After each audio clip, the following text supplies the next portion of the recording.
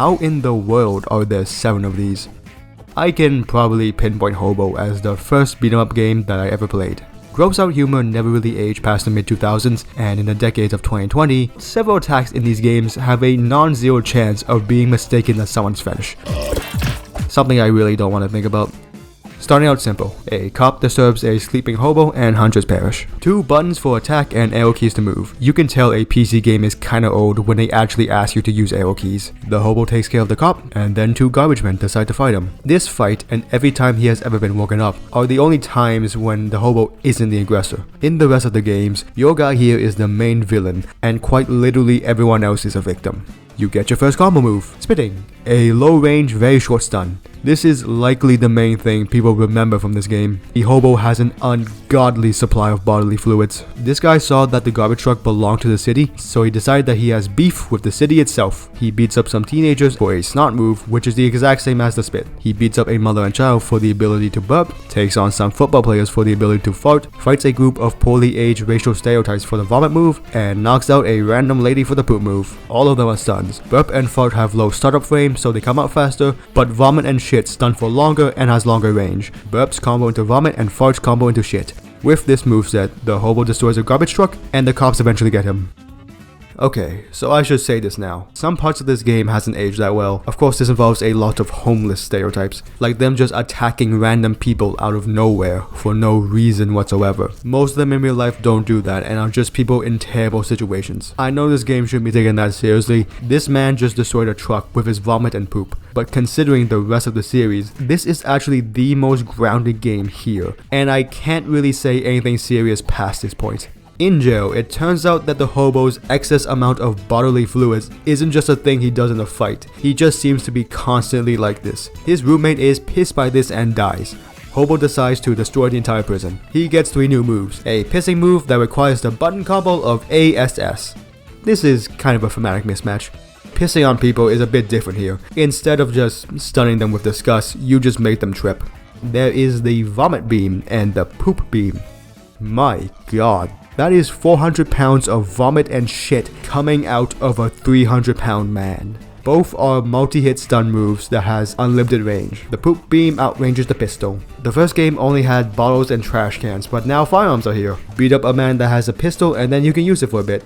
Most enemies can only take like 6 shots from a pistol, but the hobo can take like 30. He breaks out of the prison and gets descended upon by SWAT teams. Shoots a man and then leaves to the town. I feel like he could have broken out whenever he wanted. Hobo 3. After the prison break, the hobo decides to sleep next to a trash can and a picture of his wanted poster. As a power move, I guess. A cop wakes him up, sealing the fate of the entire city. I assume the SWAT teams of 6 different cities are currently after this man, but he still manages to make time to attack random bystanders. We get 3 new moves. Oh god, that's the most disgusting one yet. Just listen to the sound it makes.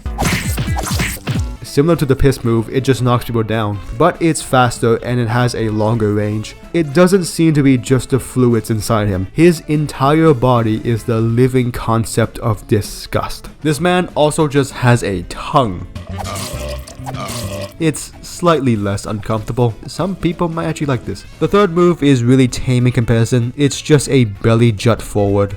2 new weapons to pick up. A machine gun with a lot of ammo, and a shotgun that one-shots every other human. But the hobo can take like 15 point-blank slugs. The boss this time is multiple attack helicopters. I would say that we used our vomit and shit again, but no, I think it was mostly shotgun. And after that, Hobo takes another nap. I think this man has officially become a regional boogeyman that you used to scare the kids with.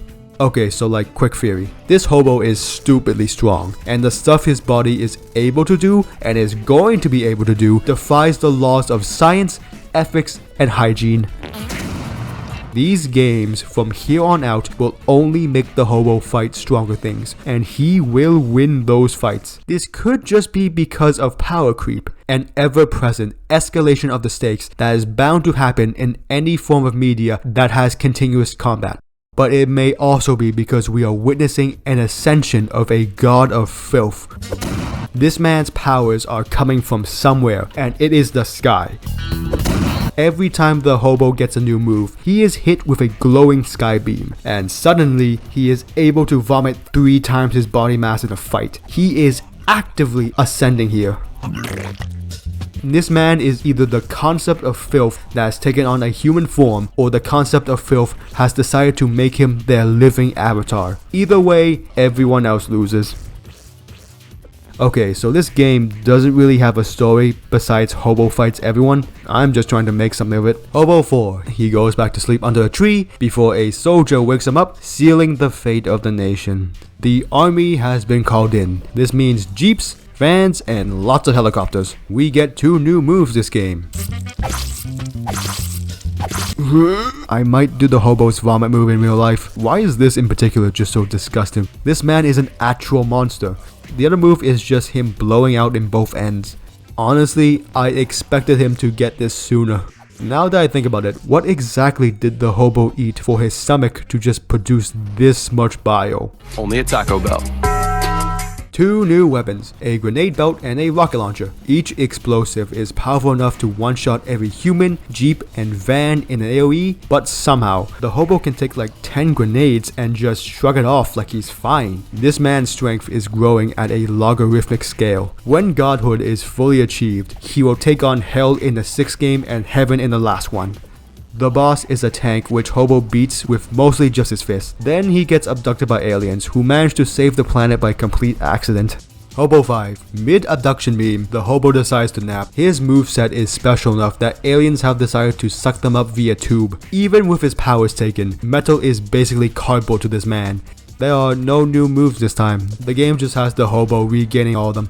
All of the enemies are either aliens or clones of the Hobo that can use your own moves against you. The aliens found this guy strong enough that they wanted to start their own Jango Fett clone army, but with a man whose arch nemesis is a bar of soap and Pepto-Bismol.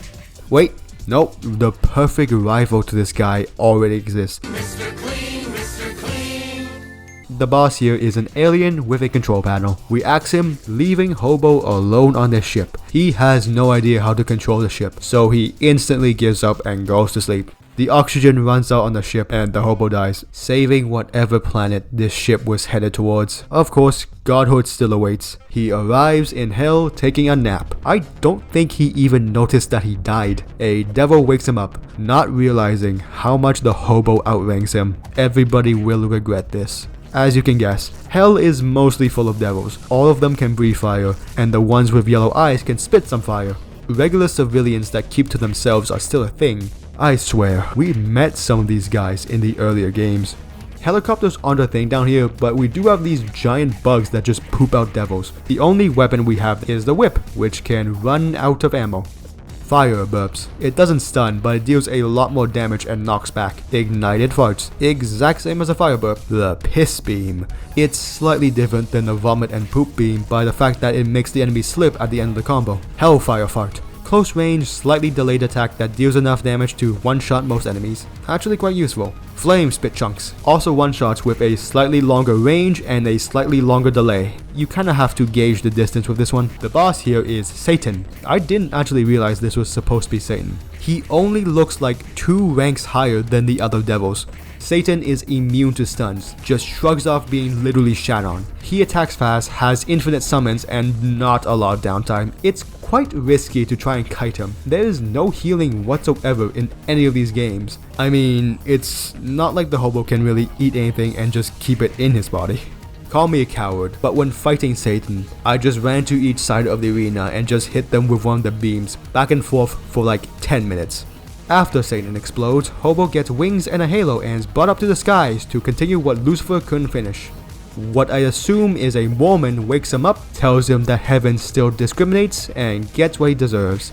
Of course, there are still random bystanders that we can attack. The security in heaven seems to be these living golden statues that are surprisingly fast and has laser vision. They are legitimately kind of annoying.